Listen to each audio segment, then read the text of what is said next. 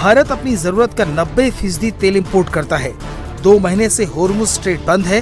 Crude की कीमत करीब 50% बढ़ चुकी है। कतर पर ईरान के हमले की वजह से LNG की सप्लाई ठप है। अरब देशों से फर्टिलाइजर और दूसरे पेट्रोकेमिकल प्रोडक्ट्स का एक्सपोर्ट करीब बंद है। इसलिए इन सब चीजों के दाम दुनिया भर में बढ़ रहे हैं।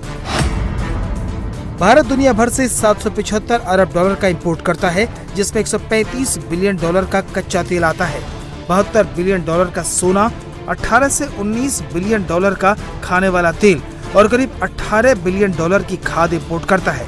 ये बिल अब देश के हालात पर भारी पड़ रहा है। पीएम मोदी ने ऐसे वक्त में अपील की है जब भारत का विदेशी मुद्रा भंडार मजबूत स्थिति में है और लगभग 690 से 703 अरब डॉलर के बीच उतार चढ़ाव कर रहा है। लेकिन अमेरिका और ईरान के बीच समझौते को लेकर जिस तरह के हालात बन रहे हैं, उसे पीएम मोदी ने भांप लिया है। इसलिए देश को तैयार किया जा रहा है। मेरी देश के हर नागरिक से अपील है, जहां संभव हो पेट्रोल डीजल का उपयोग कम करें। मेट्रो का उपयोग करें, इलेक्ट्रिक बस और पब्लिक ट्रांसपोर्ट का अधिक इस्तेमाल करें। ये जरूरी है कि सरकारी और प्राइवेट दोनों ही दफ्तरों में वर्चुअल मीटिंग्स और वर्क फ्रॉम होम को प्राथमिकता दी जाए। मैं कुछ स्कूलों से भी आग्रह करूंगा कि कुछ समय के लिए ऑनलाइन क्लासेज की व्यवस्था पर काम करें। खाने के तेल पर भी देश की बड़ी विदेशी मुद्रा खर्च होती है। अगर हम थोड़ा संयम बरतें, तेल की खपत कम करें, खाने के तेल की, तो इससे देश और हमारी सेहत दोनों को लाभ होगा। डीजल पंप की जगह सोलर पंप्स का उपयोग बढ़े।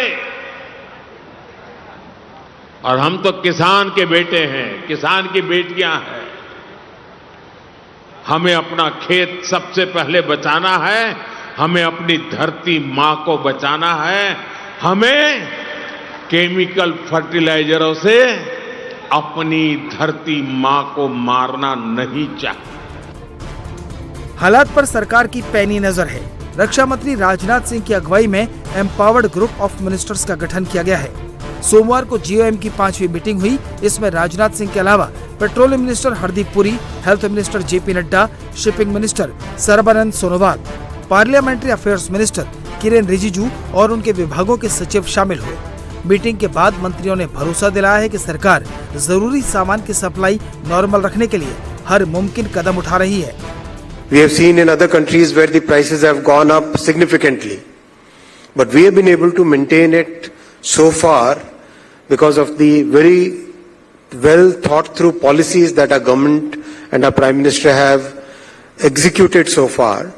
But since the war is now still going on, and yesterday's developments we all know that truce is still far away, looking kind of difficult. So that's why it's very important that we as citizens also play our role in this entire effort. प्रधानमंत्री ने विदेशी मुद्रा बचाने के लिए आम जनता से appeal की तो विरोधी दलों ने मोदी पर हमला बोल दिया। कांग्रेस, समाजवादी पार्टी, आम आदमी पार्टी और RJD से लेकर ममता बनर्जी की पार्टी तक लगभग सभी विपक्षी दलों ने सरकार को घेरना शुरू कर दिया है। राहुल गांधी ने पीएम मोदी पर जिम्मेदारी से पल्ला झाड़ने का आरोप लगाया तो अखिलेश यादव ने मोदी की अपील को चुनाव से जोड़ा। विपक्ष के नेताओं ने कहा कि प्रधानमंत्री को पार्लियामेंट का सेशन बुलाकर ग्राउंड रियलिटी बतानी चाहिए। ये अगर सब करना था तो ऐसा क्या हुआ एकदम से, क्योंकि युद्ध तो चल रहा है 2-2.5 महीने से और जहाँ तक तेल के दाम है वो भी लगभग अब स्टेबलाइज हैं, लेकिन एकदम से ऐसा क्या हुआ, क्या हमें पूरी जानकारी है, क्या कुछ छुपाने की कोशिश की जा रही है? लेकिन एहतियात बरतने के लिए जो इतना सुझाव दिया गया और सीरीज बोली गई हैं उसमें, कि वर्क फ्रॉम होम करना है, सोना नहीं खरीदना चाहिए और बहुत बचत करनी है, फलाना फलाना। तो ये एकदम से जो बोला है, आउटबर्स्ट हुआ है, एकदम चुनाव खत्म होने के तुरंत बाद क्यों बोला गया, बड़ा सवाल पड़ता है। और सच्चाई सबके सामने आनी चाहिए, संसद को कॉन्फ्रेंस में लेना चाहिए, ऑल पार्टीज को बुला के चर्चा करनी चाहिए, तो फिर मुझे लगेगा कि बड़ा सार्थक होगा उनका जो उन्होंने कहा है। राहुल गांधी भारत की पॉलिटिक्स के सबसे रिजेक्टेड माल है, rejected by all, rejected always, rejected in every state. तो मुझे ऐसा लगता है कि ये जो लोगों ने रिजेक्ट किया हुआ माल है, डेमोक्रेसी में जिसको लोग एक्सेप्ट करते हैं वही महत्वपूर्ण होता है। तो ये जो रिजेक्टेड और डिजेक्टेड इस प्रकार के राहुल गांधी है, इनको आप महत्व देते हैं, हम इनको महत्व देते नहीं है। देश मोदी जी के साथ खड़ा है, देश मोदी जी के पीछे खड़ा है, देश बार बार मोदी जी को आशीर्वाद देता है। इन हालातों के बीच अमेरिका ने कहा है कि अगर होर्मुज में जहाज यूं ही फंसे रहे तो उन्हें निकालने के लिए अमेरिका घातक उपाय शुरू कर सकता है।